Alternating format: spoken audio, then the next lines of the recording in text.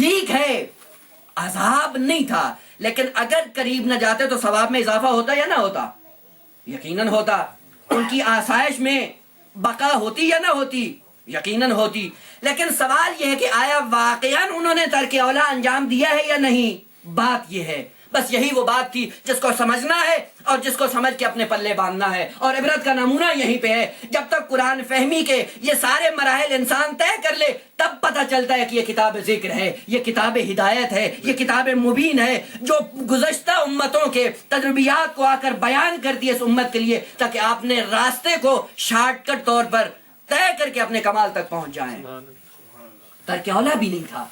بعض لوگوں نے کہا کہ ترک اولا ہے اور حضرت آدم ترک اولا کے مرتکب ہوئے۔ یقین جانیے ترک اولا بھی نہیں تھا، تو پھر کیا تھا؟ ترک اولا بھی اگر نہیں تھا تو کیا ہوا جب اس درخت کے قریب گئے؟ دیکھیے جب تک جنت میں تھے خداوند عالم نے کہا اسکن انت وزوجک الجنہ، جنت میں رہیے، آپ بھی رہیے، بیوی کے ساتھ رہیے، جتنی نعمتیں ان سے استفادہ کیجئے۔ لیکن سوال یہ ہے کہ جب تک جنت میں تھے آیا خداوند عالم نے کوئی شریعت بھیجی تھی؟ اگر وہاں پہ کوئی خدا نے شریعت بھیجی ہوتی تو پھر شریعت کے احکام ہیں 5، یا واجب یا حرام یا مکروہ یا مستحب یا مباح، لیکن جب تک جنت میں تھے کوئی شریعت نہیں تھی۔ خلیفہ بنے زمین کے لیے تو جب زمین میں جائیں گے خدا شریعت بھیجے گا، اور جب جنت میں رہ رہے ہیں تو جنت میں بھیجا کس لیے تھا؟ کہا فقط جاؤ اور تجربہ کسب کرو، اور تجربے کو اختیار کر کے اس زندگی میں آزمائش کو لے کر زمین پہ جاؤ، اس لیے کہ اگر زمین پہ خالی ہاتھ گئے تو کئی مشکلات کا سامنا کرنا پڑے گا۔ اپنی زندگی کو یہاں پہ آؤ، آزماؤ، آزمانے کے بعد ایک تجربہ حاصل کرو، تجربے کو حاصل کرنے کے بعد جاؤ زمین پہ کامیاب رہو گے۔ جب وہ شریعت وہاں پہ نہیں تھی تو یہ ترک اولا کہاں پہ اس کا تصور کیا جاتا ہے؟ جہاں پہ شریعت ہو۔ جہاں پہ شریعت نہ ہو وہاں پہ ترک اولا نہیں ہوتا۔ ایک مثال عرض کروں جس سے مطلب زیادہ واضح ہو جائے۔ قرآن یہ کہتا ہے وَلِلَّهِ عَلَى النَّاسِ حِجُّ الْبَيْتِ مَنِ اسْتَطَاعَ إِلَيْهِ سَبِيلًا، لوگوں پر حج کرنا واجب ہے، سب پر؟ کہا نہیں، ان لوگوں پر جو مستطیع ہو جائیں، جن کے پاس اتنا پیسہ آ جائے، استطاعت مالی آ جائے تو ان پر حج واجب ہے۔ بس یہ حج کا وجوب کن لوگوں کے لیے ہے؟ جو مستطیع ہو جائیں، اور جس کے پاس پیسہ نہیں اس کے لیے حج ہے؟ حج ہی نہیں ہے۔ تو ظاہر سی بات ہے جو جس کے پاس پیسہ نہیں اور اس کے بعد وہ حج پہ نہیں جا سکتا تو آپ کہیں وہ ترک اولا کر رہا ہے؟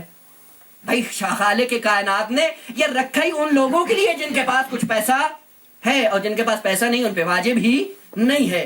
اس کو اگر ادبی اصطلاح میں استعمال کیا جائے جو علماء نے ذکر کیا ہے، کہتے ہیں سالبہ بانتفاع موضوع، یعنی کوئی موضوع ہی نہیں ہے تاکہ اس کو آپ ختم کریں۔ ظاہر سی بات ہے مثالیں اور بہت سی ہیں جن کو بیان کیا جا سکتا ہے، لیکن مطلب کو ذہن کے قریب کرنے کے لیے یہ کافی ہے کہ حج ان لوگوں کے لیے واجب ہے جن کے پاس پیسہ ہوگا، تو جن کے پاس پیسہ ہی نہیں ہوگا ان پہ کچھ بھی نہیں ہے۔ تو یہ ترک اولا اس وقت تصور ہے اس کا جب شریعت ہوگی، اگر شریعت نہیں ہوگی تو ترک اولا بھی۔ تو جب تک جناب آدم جنت میں تھے یقیناً وہاں پہ کوئی شریعت ہی نہ تھی۔ جب شریعت نہیں تھی تو ترک اولا کا تصور نہیں تھا، اور یہی وجہ ہے کہ جب حضرت آدم کو زمین پہ بھیجا گیا وہیں پہ خالق کائنات نے ارشاد فرمایا فَإِمَّا يَأْتِيَنَّكُم مِّنِّي هُدًى فَمَن تَبِعَ هُدَايَ فَلَا خَوْفٌ عَلَيْهِمْ وَلَا هُمْ يَحْزَنُونَ۔ اے آدم اس کے بعد تیرے پاس میری طرف سے ہدایت آنے والی ہے، یعنی میری طرف سے تیرے پاس شریعت آنے والی ہے، اور جب شریعت آ جائے جو بھی اس شریعت کی پیروی کرے گا فلا خوف علیہم ولا هم یحزنون۔ تو جب تک آدم جنت میں تھے کوئی شریعت نہ تھی، جب شریعت نہ تھی ترک اولا کا کوئی تصور ہی نہ تھا۔ لوگوں نے یہ سمجھا کہ شاید جنت میں رہتے ہوئے خالق کی کائنات نے کوئی کتاب بھیجی تھی، کوئی شریعت بھیجی تھی، شریعت بھیجنے کے نتیجے میں لوگوں نے سمجھا کہ شاید درخت کے قریب جانا مکروہ تھا اور اس مکروہ کا جناب آدم نے ارتکاب کیا۔ نہیں عزیزان محترم، وہاں پہ کوئی شریعت نہیں تھی، وہاں پہ کوئی کتاب خدا نہیں آئی، وہاں پہ کوئی شریعت کا پیغام آدم کے پاس نہیں آیا۔ جب زمین پہ آئے خداوند عالم نے شریعت بھیجی، جب شریعت آئی، شریعت آنے کے بعد کہ یہ سوال ہیں یہ واجب ہے یا حرام ہے یا مکروہ ہے یا مستحب، اور علماء جنہوں نے اپنی کاوشوں کے ذریعے ان معانی اور ان مطالب کو بیان کیا ہے، خدا شاہد ہے یہ لوگ آج یہ کہتے ہیں انبیاء کی ذات برکنار، ہمارے مکتب کے اندر ایسے علماء پائے جاتے ہیں کہ جنہوں نے اپنی زندگی کے اندر کوئی ترک اولا انجام نہیں دیا۔ دو نمونے میں آپ کی سمع خراشی کے لیے بیان کر دوں، اور یہیں سے عظمت پیدا ہوتی ہے اور معلوم ہوتی ہے مکتب آل محمد کی۔ سب سے پہلا نمونہ آپ کو معلوم ہے سید رضی اور سید مرتضیٰ دو بھائی تھے اور بہت مالدار خاندان سے تعلق رکھتے تھے، سرزمین بغداد میں زندگی بسر کرتے تھے۔ شیخ مفید علیہ الرحمہ کے شاگردوں میں شمار ہوتے ہیں۔ سید رضی چھوٹے بھائی ہیں سید مرتضیٰ کے، اور وہی جنہوں نے نہج البلاغہ کو مرتب کیا ہے، جمع کیا، لکھا نہیں۔ اور آج کل یہ اعتراض کرتے ہیں کہ یہ سید رضی نے نہج البلاغہ خود لکھ کے حضرت امین علیہ السلام کی طرف منسوب کر دیا، مگر وہ علماء وہ جنہوں نے اسی نہج البلاغہ کے خطبات کو سن پہلی ہجری میں یعنی پہلی صدی ہجری میں جنہوں نے ان خطبات کو نقل کیا ہے، کبھی سیرہ ہشام اٹھا کر دیکھی ہے؟ 4 جلدوں پہ مشتمل ہے، اور اہل سنت کی معتبر ترین کتاب جو پہلی صدی میں لکھی گئی ہے، جا کے اٹھا کے دیکھیے، کئی خطبات کو اس نے اس کتاب کے اندر نقل کیا ہے جو سن پہلی صدی ہجری میں موجود ہے۔ سید رضی کس ہجری میں؟ 7ویں ہجری میں آئے ہیں، یعنی 7ویں صدی میں آئے ہیں۔ وہ جو 7ویں صدی میں آیا ہے وہ لکھ رہا ہے، یہ کیسے معجزہ ہو گیا کہ اس نے خود لکھا اور پہلی صدی ہجری کے اندر وہ مطالب دوسروں نے لکھ کے نقل کر دیے۔ یہ کہاں کی عقل مندی ہے؟ یہ کہاں کی انسان اس کو عقلانیت کی بنیاد پہ کیسے پرکھ سکتا ہے؟ یہ خطبات جو خود سیرہ صاحب ابن حشام نے نقل کیے ہیں، جائیں انہیں کو اٹھا کر دیکھیں، بعینہ ہی وہی خطبات ہیں جن کو سید رضی نے اپنی کتاب میں جمع کیا ہے۔ یہ سید رضی اور سید مرتضیٰ دو بھائی تھے، اور بہت ان کی زندگی کے پہلو ہیں کہ ابھی فرصت نہیں کہ ان کی طرف اشارہ کروں۔ اتنی عظمت کے مالک تھے کہ جب مجتہد بنے، شیخ مفید نے خط لکھا ان کی والدہ گرامی کی طرف، اور خط لکھ کے مبارکباد دی کہ آپ کے دونوں بیٹے مجتہد بن گئے۔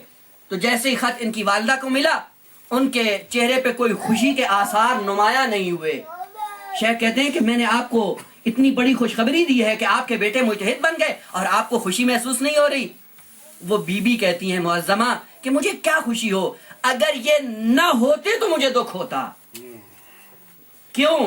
کہا اس لیے کہ جب بھی میں نے ان کو دودھ پلایا ہے تو سب سے پہلے وضو کیا ہے، پھر 2 رکعت نماز پڑھی ہے، پھر آل محمد پہ صلوات پڑھ کے میں نے ان کو دودھ پلایا ہے۔ اگر یہ مجتہد نہ بنتے مجھے دکھ ہوتا۔ یہ کون ہے؟ مکتب آل محمد کے اندر پلنے والے اور مکتب آل محمد کے شاگرد ہیں۔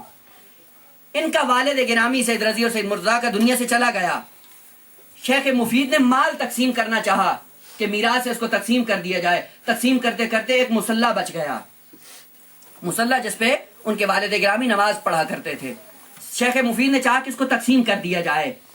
کہا کہ باقی مال تو تقسیم ہو گیا، یہ وہ مصلی ہے جس پہ تمہارے والد گرامی نماز پڑھا کرتے تھے، یہ کس کو دوں؟ تو شیخ مفید نے امتحان کے طور پہ کہا یہ 2 بھائیوں میں سے اس کو دوں گا جس نے زندگی بھر کوئی واجب نہ چھوڑا ہو۔ دونوں بھائیوں نے کہا کہ ہم نے زندگی بھر کوئی واجب نہیں چھوڑا ہے۔ کہا یہ اس کو دوں گا جس نے کبھی کوئی حرام فعل انجام نہ دیا ہو۔ دونوں بھائی کہتے ہیں کہ ہم نے کوئی فعل حرام بھی انجام نہیں دیا۔ کہا یہ اس کو دوں گا جس نے زندگی بھر کوئی مستحب بھی نہ چھوڑا ہو۔ دونوں بھائی کہتے ہیں کہ ہم نے کبھی کوئی مستحب نہیں چھوڑا۔ کہا یہ اس کو دوں گا جس نے کوئی مکروہ کام بھی نہ کیا ہو۔ دونوں بھائی کہتے ہیں ہم نے کوئی مکروہ کام انجام نہیں دیا۔ آخر میں شیخ مفید کہتے ہیں میں اس کو دوں گا جس نے زندگی بھر کوئی مباح کام بھی انجام نہ دیا ہو۔ سید مرتضیٰ بیٹھ گئے، سید رضی کھڑے ہو گئے۔ سید رضی کہتے ہیں کہ اے استاد محترم، میں نے زندگی بھر کوئی مباح کام بھی انجام نہیں دیا۔ مباح کام کون سا ہوتا ہے؟ نہ جس پہ ثواب ہوتا ہے نہ عذاب ہوتا ہے۔ کیسے تم نے کوئی مباح کام انجام نہیں دیا؟ کہا جب بھی کوئی کام کرنا چاہتا ہوں سب سے پہلے خدا کی تقرب کی نیت کر لیتا ہوں، مستحب بن جاتا ہے، مستحب بنا کر اس کو انجام دیتا ہوں، وہ مباح ہونے سے خارج ہو جاتا ہے۔ ایک صلوات پڑھ دیں محمد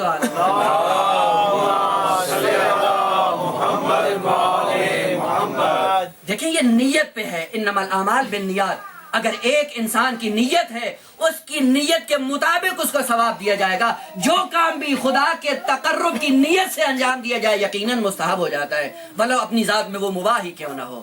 ہمارے مکتب کے علماء ایسے ہیں جنہوں نے ترک اولا نہیں کیا۔ لوگ سوال کرتے ہیں جا کے ذوات انبیاء پہ، نہ انبیاء بچپن سے لے کے موت تک کوئی ترک اولا نہیں کرتے۔ تو عرض کر رہا تھا کہ جناب آدم نے کوئی ترک اولا نہیں کیا، زمین پہ آئے، زمین پہ آنے کے بعد ایک تجربہ لے کے آئے، اور تجربے کے بعد اب شیطان جناب آدم اور حوا سے مایوس ہو گیا کہ اب ان کو برگلایا نہیں جا سکتا، اب ان کو گمراہ نہیں کیا جا سکتا، کیونکہ حضرت آدم کے پاس پہلے تجربہ نہیں تھا، اب تجربہ لے کے وہ اس دنیا کے اندر آئے ہیں، اس زمین کے اندر آئے ہیں۔ ایک صلوات پڑھیں محمد